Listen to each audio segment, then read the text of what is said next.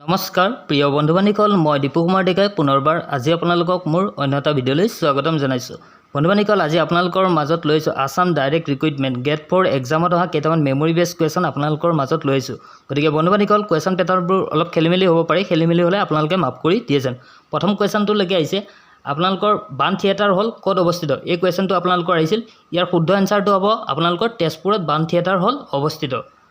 তাৰ পিছৰ কুৱেশ্যনটো আপোনালোকৰ আহিছিল আহোমৰ শেষ ৰজা কোন আছিল। ইয়াৰ শুদ্ধ এনচাৰ হ'ব আপোনালোকৰ পুৰন্দৰ সিংহ। তাৰ পিছৰ কুৱেশ্যনটো হৈছে অসমৰ প্ৰথম চিকিৎসা মহাবিদ্যালয় ক'ত অৱস্থিত। ইয়াৰ শুদ্ধ এনচাৰ হ'ব আপোনালোকৰ ডিব্ৰুগড়ত অসমৰ প্ৰথম চিকিৎসা মহাবিদ্যালয় অৱস্থিত। কুৱেশ্যন নম্বৰ 4ত আছে নৰনাৰায়ণ খেতিয়ে কোন দুখন ঠাইত সংযোগ কৰিছে। ইয়াৰ শুদ্ধ এনচাৰ হ'ব আপোনালোকৰ পঞ্চৰত্ন আৰু যোগীঘোপা এই দুখন ঠাইত সংযোগ কৰিছে।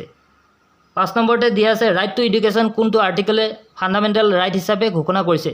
ইয়াৰ শুদ্ধ এনচাৰ হ'ব আপোনালোকৰ আৰ্টিকল 21। কুৱেশ্যন নম্বৰ 6ত দিয়া আছে ভিক্টোৰিয়া মেমৰিয়েল ক'ত অৱস্থিত। ইয়াৰ শুদ্ধ এনচাৰ হ'ব আপোনালোকৰ কলিকতাত ভিক্টোৰিয়া মেমৰিয়েল অৱস্থিত। তাৰ পিছৰ কুৱেশ্যনটো আপোনালোকৰ আহিছিল গোপীনাথ বৰদলৈৰ পিছত অসমৰ মুখ্যমন্ত্ৰী কোন হয়। ইয়াৰ শুদ্ধ এনচাৰ হ'ব আপোনালোকৰ বিষ্ণুৰাম মেধি। তাৰপিছত আপোনালোকৰ এইটো কুৱেশ্যন আহিছিল মহাকাশত ভৰি দিয়া প্ৰথমজন ভাৰতীয় কোন আছিল। ইয়াৰ শুদ্ধ এনচাৰ হ'ব আপোনালোকৰ ৰাকেশ শৰ্মা। তাৰপিছত আপোনালোকৰ আহিছিল অ মোৰ আপোনাৰ দেশ গীতটি পোনপ্ৰথমে কোনখন আলোচনীত প্ৰকাশ পায়। ইয়াৰ শুদ্ধ এনচাৰ হ'ব আপোনালোকৰ বাহী আলোচনীত প্ৰকাশ পায়। গতিকে বন্ধু-বান্ধৱীসকল এইকেইটা আসাম ডাইৰেক্ট ৰিক্ৰুইটমেণ্ট গেট 4 এক্সামত অহা মেমৰি বেছ কুৱেশ্যন।